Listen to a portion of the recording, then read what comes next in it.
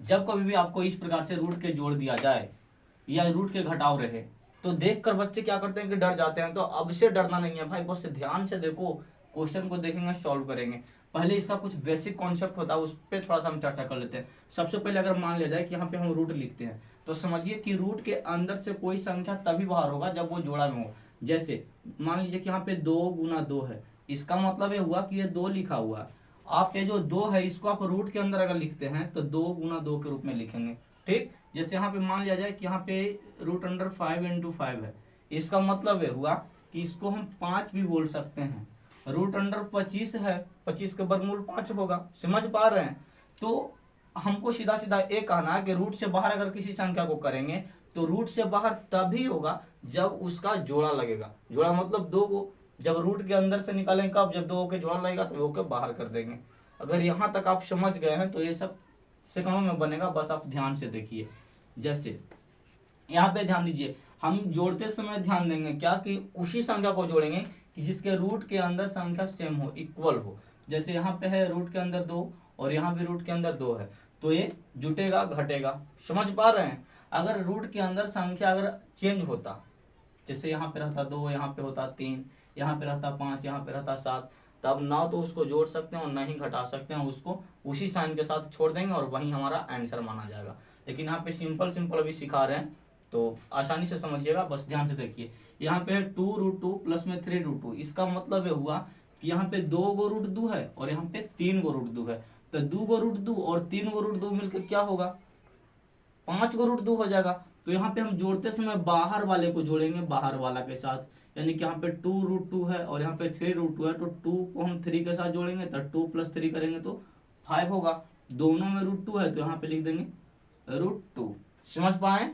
ऐसे समझिए इसको, यहाँ पे 2 √2 है और यहाँ पे 3 √2 है, तो 2 √2 और 3 √2 मिलके 5 √2 होगा, तो यहाँ पे लिख दिए 5 √2 और ये हमारा आंसर हो गया। अब सेकंड क्वेश्चन को देखिए, यहाँ पे लिखा हुआ है 7√5 प्लस में 3√5, यानी कि 7√5 को 3√5 के साथ ऐड करना है, हमें जोड़ना है।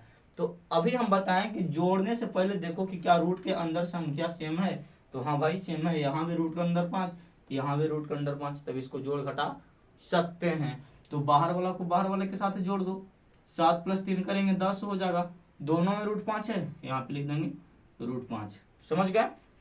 यानी 7√5 प्लस 3√5 मिलकर क्या होगा, तो 7 और 3 10√5 हो जाएगा और ये हमारा आंसर हुआ।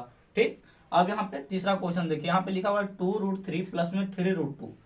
जोड़ने से पहले भाई रूट के अंदर देखो क्या रूट के अंदर संख्या सेम है, तो यहाँ पे देख पा रहे हैं कि यहाँ पे रूट के अंदर 3 है, यहाँ पे रूट के अंदर 3 है और यहाँ पे देख रहे हैं कि रूट के अंदर 2 है। ना भाई ना ना, यहाँ पे गलत हो जाएगा। ध्यान देना, रूट के अंदर जो हमारा संख्या है वो इक्वल नहीं है। यहाँ पे रूट के अंदर देख पा रहे हैं कि 3 और यहाँ पे 2 है, तो बराबर जब नहीं रहेगा रूट के अंदर तब उसको ना तो जोड़ सकते हैं और ना ही घटा सकते हैं। जैसे दिया हुआ है उसको इसी रूप में छोड़ देंगे और यही हमारा आंसर हो जाएगा।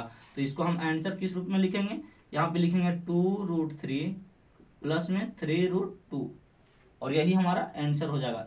यहाँ पे ए लिखा हुआ है कि यहाँ पे 2 गो √3 है और यहाँ पे 3 गो √2 है, तो रूट के अंदर की संख्या सेम नहीं है, इसलिए इसको नहीं जोड़ेंगे, इस रूप में छोड़ देंगे और यही हमारा आंसर हो जाएगा।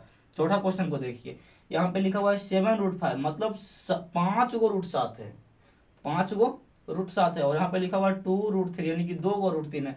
तो रूट के अंदर देख रहे हैं कि यहाँ पे 7 है तो यहाँ पे 3 है, मतलब इक्वल नहीं है, बराबर नहीं है रूट के अंदर की वैल्यू।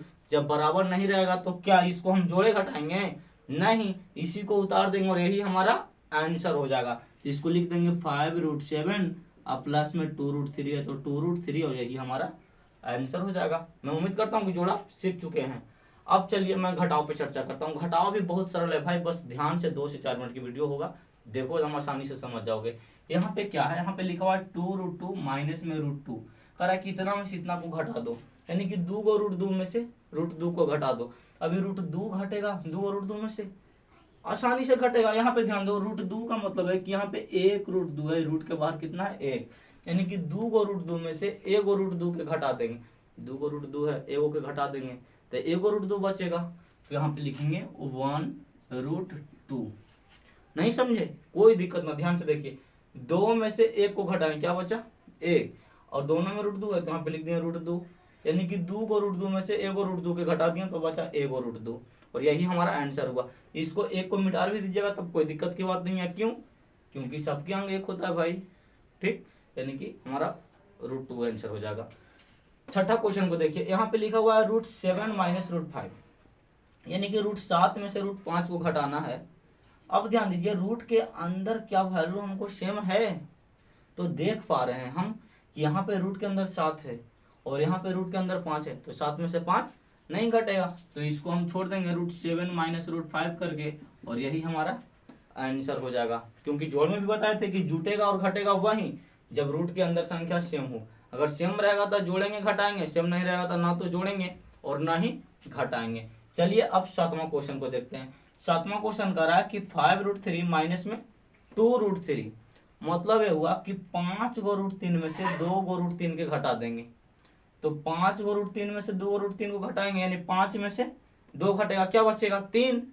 हाँ 3, तो यहाँ पर लिख देंगे 3, और दोनों में रूट 3 है तो लिख देंगे रूट 3, यानी 5 रूट 3 में से 2 रूट 3 को घटाएंगे तो बचेगा 3 रूट 3, और यही हमारा आंसर हो जाएगा।